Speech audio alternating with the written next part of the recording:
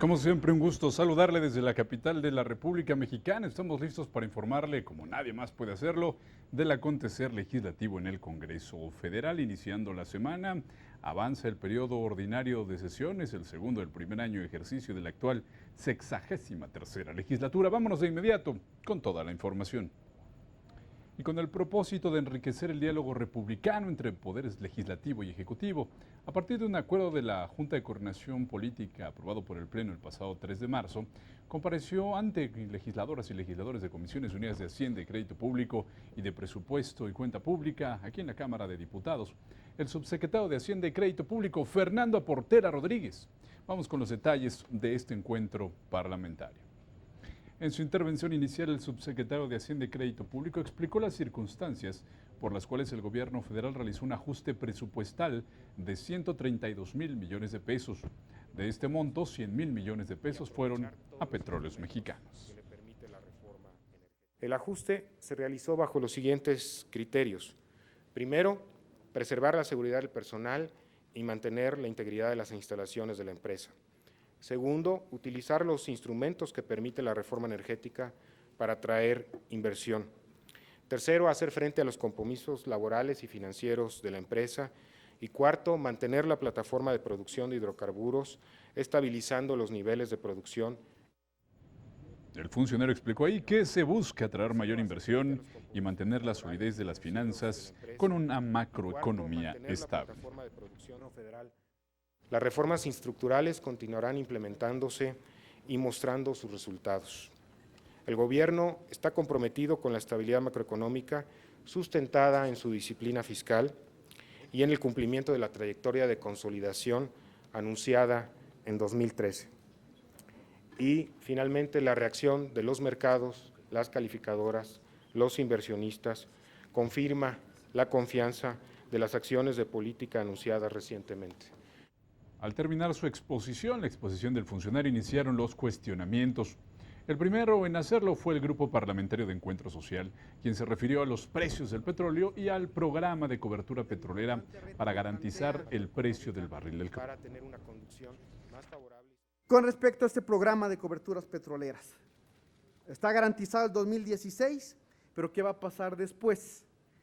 El ajuste preventivo al gasto público se realiza este año y no se reserva para el 2017.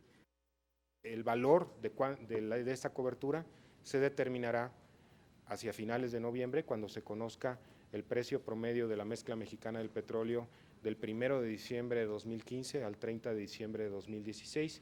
En ese momento se hará la evaluación y en caso de seguir el precio donde está, se obtendrán esos recursos. Son un factor muy importante para la estabilidad macroeconómica, para tener una conducción más favorable y sobre todo más suave de las finanzas públicas. En su oportunidad, el Partido Nueva Alianza externó preocupación por la situación económica del país y la reducción al presupuesto. Las preguntas estuvieron encaminadas a la reducción en gasto educativo y sobre desarrollo tecnológico. ¿En qué proporción disminuirá el gasto corriente y de capital de la Secretaría de Educación y el CONACYT debido al recorte de 4.560 millones de pesos en conjunto? ¿Y qué estrategia planea el gobierno federal para incrementar los recursos destinados a educación pública? Es un ajuste de 100 millones de pesos a las becas de posgrado y de apoyos a la calidad. Este ajuste no disminuye el número actual de becarios sujetos a apoyo e incluso comparado con lo ejercido en el año pasado, hay un ligero aumento en el programa de becas, ya que el monto ajustado es de 9.014 millones de pesos.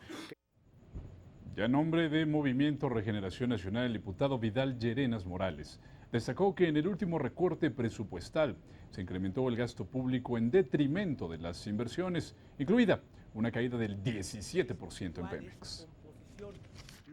¿Por qué el recorte del 80% de este es el gasto de inversión? Hay una caída ya de 8% en el gasto de inversión en el año pasado y la inversión es algo así como 3.7% del PIB. Es probablemente el porcentaje de inversión pública más bajo registrado desde los años 30. La inversión o el programa de ajuste que presentó la Administración de Petróleos Mexicanos a su consejo. Es un programa, como ya lo señalé, por 100,000 millones de pesos, que responde a esta nueva realidad de precios, sobre todo en las empresas petroleras.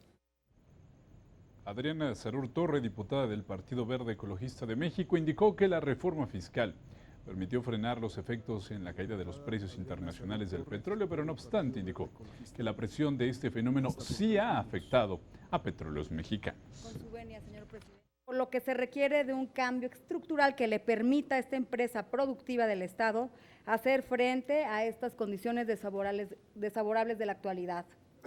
La pregunta es en torno a cuál sería la situación financiera actual de Pemex y qué acciones se están tomando para su fortalecimiento. Primero, la parte de generar eficiencias y reducir costos con un ahorro de 28,9 millones de pesos. Diferir o replantear inversiones sin comprometer o comprometiendo lo menos posible la producción futura, 64,9 mil millones de pesos, y ajustar el gasto de operación e inversión. En su oportunidad, el Partido de la Revolución Democrática también se enfocó en la afectación que tuvo la inversión productiva como consecuencia del recorte del año pasado, mientras que el gasto público no dio la reducción anunciada, sino al contrario, dijo el PRD, hubo un incremento. Del total de los 132 millones que recortarán, casi el 80% es un recorte al gasto de inversión por un monto de 105,000 millones de pesos, mientras que el gasto corriente se reduce 27,000 millones, que es menos del 20%. Lo que se hizo fue aquellos proyectos que no tenían un registro en la unidad de inversiones, aquellos proyectos que llevaban una dinámica baja de ejercicio del gasto, aquellos proyectos que en general ya estaban más concluidos, con una etapa de conclusión más avanzada, lo que se hizo fue reducirles el presupuesto.